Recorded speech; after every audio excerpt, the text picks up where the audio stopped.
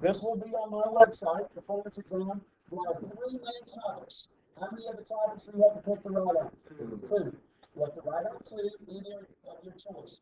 Make sure you use complete sentences and stuff like that when it's appropriate. If it's not appropriate, you're working on an example or something like that, you still use numbers. Every once in a while, I see somebody that tries to write out 6 minus, no, 6 minus 1 is still the number 6 minus 1. You don't have to go that far with it. But in places where you can write things out, make sure you write them out. If it asks you to explain what you're doing, you can say, I'm plugging it into this formula or whatever. If I were going to talk about slope, certainly some kind of conversation about slope would have the words rise over running. Okay, so it would be very appropriate that I said the rise over the run is the slope. And the rise is the change in y over the change in x. Those values change, be it in a t-chart, whether it's my x's like this in a t-chart, or my y's like that, but you still take them and put them in the formula y1 minus y2 or y2 minus y1 over x2 minus x1. Again, it doesn't matter which number you take first, the y1 or the y2, just whichever you do, you've got to take that same x first. So I'll do these up here with that in mind. So up here, when I did number 1, the first thing that I would write, if I wrote -4 first, if I wrote -4 minus a -9, then I have to write 8 first.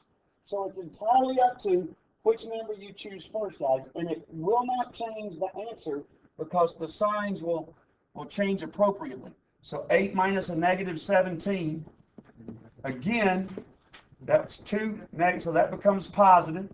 So there's where my 25 comes from. And then this is 5 over 27, not 25. Yeah, so Sorry about that. What was it? that was 19. Thank you. That's 27. Now, I heard, I was talking earlier, and somebody said the negative part of it. Okay, -5 over -27 is 2 negatives. 2 negatives make a positive. Now, here's the way, eyes up here, please. Here's the way this stuff is presented to you on the performance exam. It asks you to find the slope of 2 different sides of a figure. And those 2 different sides of a figure might be parallel lines.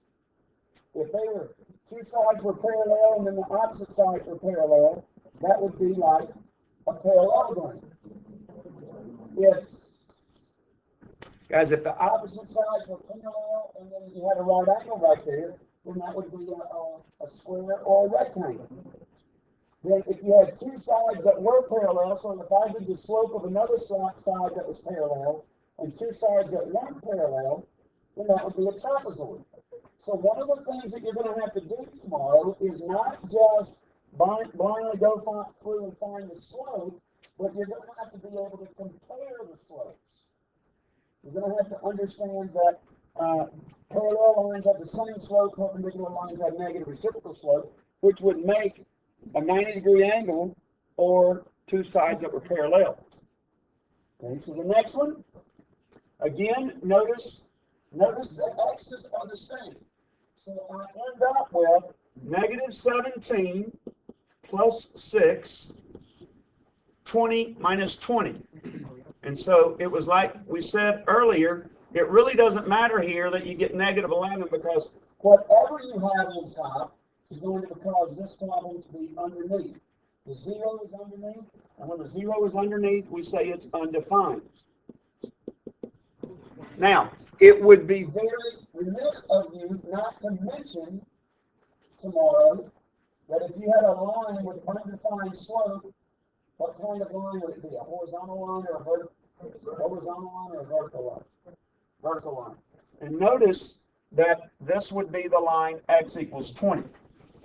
Okay, if I have the 20 the same every time x is 20. So that would be the vertical line, x equals 20. Okay, it would be parallel to other x equals lines. What would it be perpendicular to? Y equals something. It would be perpendicular to a y equals line. Okay, next one, m equals, watch, I'm going to take the -3 first. If I take the -3 first, on top, -3 minus 4, then on bottom, I have to take the +3 first. Is that good? So 3 plus 17. So that's -7 over 20. Anybody got a question about the first three? Okay, problem number 4, 18 over 23. If you need me to work them, I will. 5 is 0 again. If it's 0, that must mean I end up with 16 minus 16 on top. So that's where my 0 is. Underneath is undefined. When it's on top, when the 0 is on top, -4 minus 13, again, it really doesn't matter what I get there because that's going to be 0 slope. Next comment, guys, and this is going to be part of the performance exam tomorrow, is you understanding if it says 0 slope, it would be parallel to other lines with 0 slope. It would be perpendicular to this line over here. Okay, and then finally, number 6 is -18 23rds. Questions on 1 through 6?